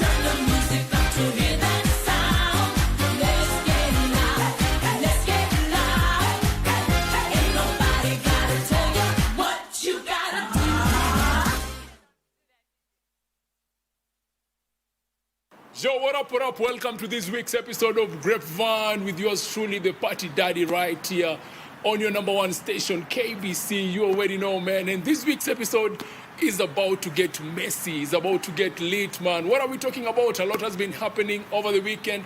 By the way, yeah, the most watched artist on YouTube, Kenya, April 2025 is out. Top 15 is out. And guys, it's not looking good, man, yeah? Guess what? Number 1 is Harmonize, followed by Diamond, yeah? The first Kenyan ako number 7. And we're talking about BN, man. Willie Paul, number 8. Number 9 is Janabi, Prince Inda, man. Hey, yani Kenyans, ni kama to support our artist ama ni nini, man, yeah? What is happening? By the way, on this list, kuna tu mtu mmoja tunafaa congratulate, man. Prince Inda, moving that genre, Ohangla genre, to a place where it is right now. Woo! That is a big thing, man. But again, Kenyans, this is my plea to you, man. Make sure we support our own. Away from that, we got a packed show lined up for you. My name is Jack Muller, and welcome to Grapevine. What you gotta do?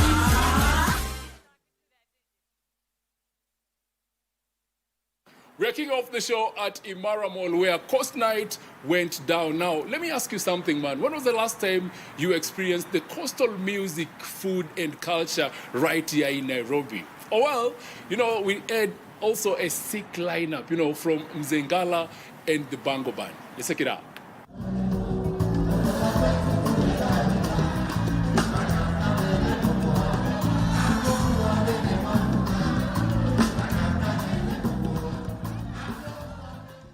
A long weekend it was, and different events got to take place in the capital, Nairobi. One of such events was the Coastal Night Extravaganza, organized by KBC Radio Taifa and Pwani FM.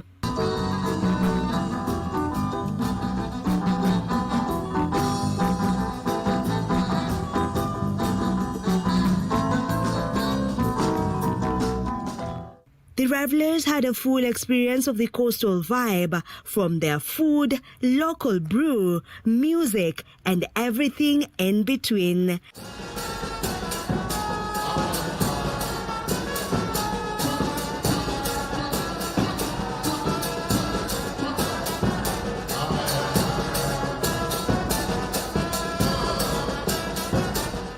Legendary artist Mzengala and popular Taita singer Freshley Mwamburi took it upon themselves to ensure everyone had their dancing shoes on.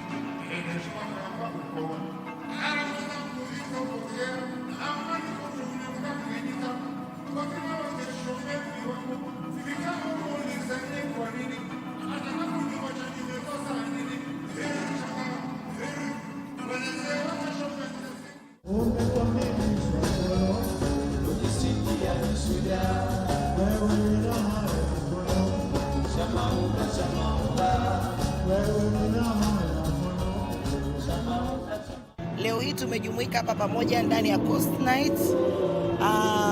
Dhumuni la Coast Night tuseme ni kuleta utamaduni pamoja. Kuleta utamaduni kwa sababu wengi ambao wako Mombasa labda ama maeneo ya pwani tunakuja tunajisahau mijini. Tunajisahau Nairobi, kama mimi mmoja wao kabisa, sikudanganyi. Mimi Mombasa sikumbuki lini nimeenda, nikitafuta hata vyakula vya Mombasa sijui navipata wapi, mimi mwenyewe kuvipika pia sijui. Kwa hiyo leo hii nashukuru kwamba kumeandaliwa tamasha kama hili, kwa sababu limeleta watu pamoja. Vyakula tofauti tofauti tumepata kuvionja, tumesikia muziki ambayo tumekuwa tukitamani tukiweza kwa muda mrefu. Kwa hiyo tunashukuru Mungu. This is a good event because at least we celebrate our culture kama wamejikenda, and it was a good networking experience. I made a lot of networks and just coming along and see, even meeting my relatives whom I didn't even know for over 10 years. But yeah, so I think it's a good thing. So KBC together with Umazi Jikoni, you shall be doing this annually.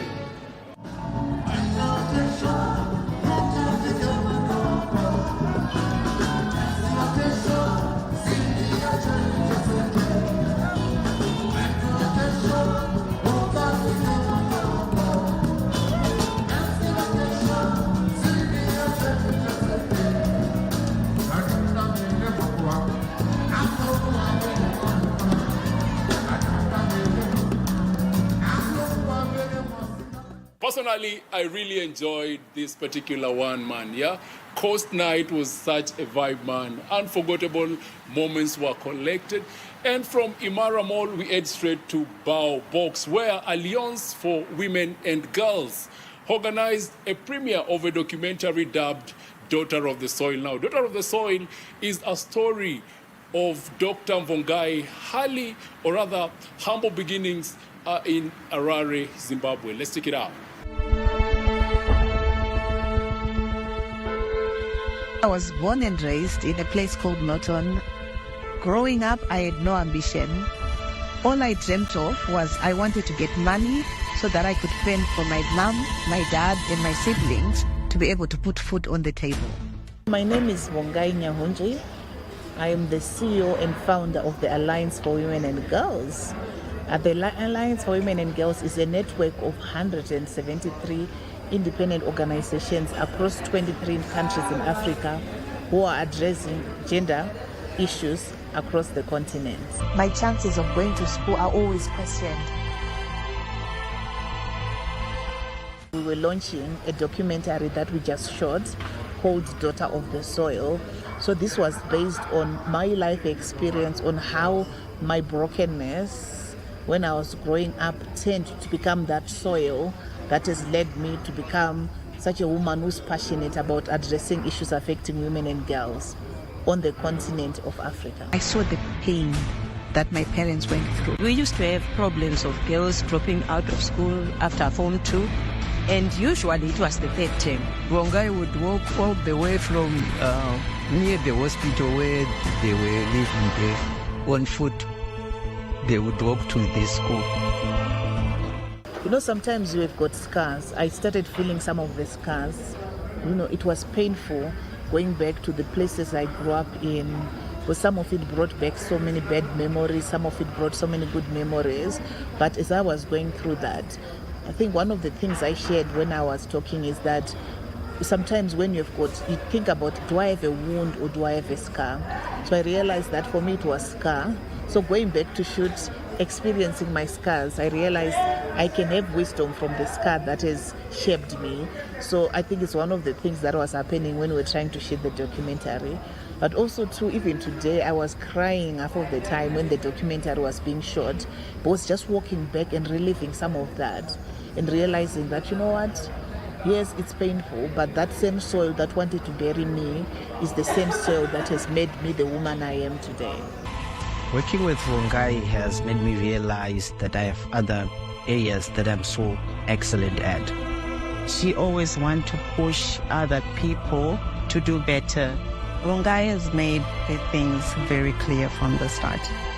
The vision for our fund, her unwillingness to compromise on excellence, and her orientation for education and continuous learning. Kenya for us has become a hub because in terms of the network organizations that are part of our network, we've got more in Kenya than any other country in other parts in Africa. And I personally love Kenya on so many levels and so many fronts. So because of that and the centrality of Kenya and the easy access to come to Kenya for so many people from different African countries, we decided to launch it here in Kenya. I was born and raised in a place called Norton. Growing up, I had no ambition. All I dreamt of was I wanted to get money so that I could fend for my mom. It actually surpassed my expectations on so many levels because we've launched this really outside of the city, of the access-wise. So people came in their numbers, the quality, the takeaways that people have. I think they were just inspiring on so many levels. In my generation, growing up around 80s, 90s, it was difficult. Most people would get pregnant, they would elope, maybe because things were tough for the woman, they would think they would have it easy when they got married. To anyone who is yet to watch Daughter of the Soul, I'll encourage you to watch it because you then realize, like I keep saying, is that your scar doesn't define you, but your scar gives you wisdom. If there's a young girl who's out there listening to my story, I want you to know that you are enough, you've got the agency to do what you need to do. Because for me as a young girl, as you watch my program, you realize that I grew up in one of the most extreme poverty, but now I'm celebrated as one of the most successful women. I've coached and influenced heads of states, presidents, not because I grew up in special circumstances. So to a young girl who is yet to watch this, I would say watch and get inspired. To also donor organizations out there who are listening to this, I would say please keep on supporting and coming behind these incredible organizations that are doing everything they can to support gender initiatives. To media people who are listening to here, I would say keep shifting the narrative and making noise out there that each of us have got a part to play to address gender parity on the continent.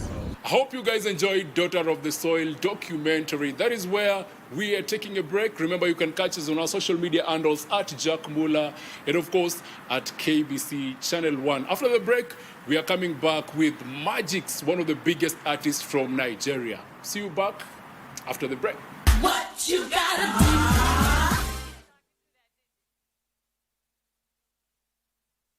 What you gotta do?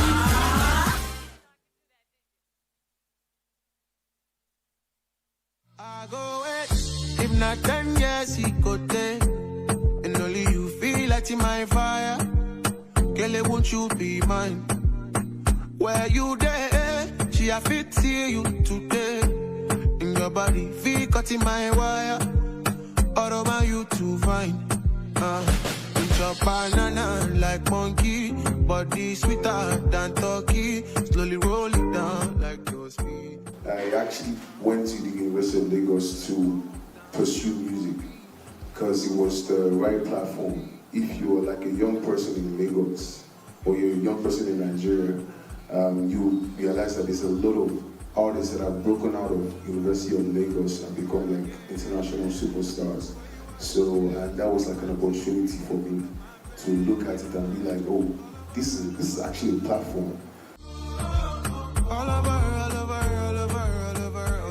again, yeah. Where you are, no be like so divine, so you fit the color my pain, yeah. All over again, yeah. So you go there beside me, yeah. So I remember failing the exams like 3 times, but I eventually got in, and then I actually got signed through someone in the University of Lagos, so, and that was something I had at the back of my head. Like we were doing a lot of shows in school, we were printing CDs, and I think I wouldn't have had it any other way, because coming from where I come from, it's not a lot of people who make it out. You get that shit they be, you they at me like by me. I just wanna be there when you need me. Baby, now your matter are the reason all day, yeah. Overdosing, body overdose. Almost say you carry overload, and you know you bad like commando. No man, no go downgrade. I used to be a rapper because I fell in love with that because of my peers in secondary school. So they were into Rick Ross, Meek Mill, Triple MG. Then that was the time. Nicki Minaj, Drake, they just came out at that time. So that was the thing. So I fell in love with the swag, the video, the culture of rap music. So I started rapping. That was like that. And also he allowed me to improve on writing, because that's one thing I realized about people that rap. They always have to say something. When I'm looking at the mirror, all I see is me. All my imperfections and my insecurities. I just wanna fly, thinking in my mind, with everything around me. How do I survive? I want great for me. Friends in my family. Even though I guess it, not all my friends have. I've always had a voice, but I never explored that part. So, but later on I was like, I might just as well sing, because I also love singing, but starting off as a rapper only helped my singing to be better. Baby, now the way that you talk and the things that you say, where they make I feel alright. And I catch your vibe anytime that I look in your face. Tell me why you look so fine. Baby girl, I see you. Wanna ride you like a bicycle. Now you they blow my mind from a mile or two. And I no go lie, you light up my day. I dream in colors is simple. It's, you know, when you say I finished in flying colors, you know, it's just like the greater lights. It's like the A1. It's like the apex of everything. So it's like, I dream in colors simply means I dream big. I see myself in the stadiums, you know, we're right here doing this right now. And this is what people can see. And it is a vision because it is singular. It's only you that can see it. Nobody else has to see it. Best indeed, you're the best indeed. When I see you, I feel blessed indeed. Only you bring out the best in me. Loving you, it be my destiny. Oh no, I don't know if you love me like I do. Now you dey light my fire too. I want you to be my love, is you love, baby. She don't want the Gucci bag or the Fendi. Yeah, she give me butterflies in my belly. Oh Lord, I want you to be my love, is you love, baby. If I was trying, baby, she go say. BN is my favorite Kenyan artist. I would love to work with him. So yeah, no, not a particular song, just yeah, my favorite. You know mankind so wicked. Now I me tread carefully every day. See, yes, I dey mind my business. She say I dey mind my business. Only your mama wants you bigger. And when me there for my darkest times, nobody to check on me then. When you were in school, and you have a friend in your hostel or in your apartment or in your class, just remember the first time they played you a song by an artist. Even though you don't like the artist, it's like, this guy likes this guy is dressing nice, this guy looks cool. If he likes this kind of song, that means this song is cool. So the best way to translate music is word of mouth. So if you are telling other people about something, about, oh, I like this music, I like this. So it's just like word of mouth. Just tell more people about your favorite artist. Show me all the loving now when I see they alive. Cause all the pain and all of the pressure make a man fall to sleepless nights and sacrifice, making my mind to fly. You like to forget, say I be human being. No forget, say I be human being. But I'm a soldier, family rest on my shoulder. Now you know this is the only show that you get to meet these superstars across Africa. I hope you guys enjoyed Magic's interview, man. Now, it's about that time we wrap the show with Afrima, one of the biggest awards in Africa that celebrates music, African music to be specific, yeah? All right, 2025 Afrima will be happening towards the end of the year, and tonight we prepared a small feature for it. Let's check it out. Look, this is Africa. It's a celebration of the beauty and the diversity of African music and culture. The nominees for Afrima 2022. And the winner is... This is Africa. Founded in 2014 by the International Committee of Afrima and collaborated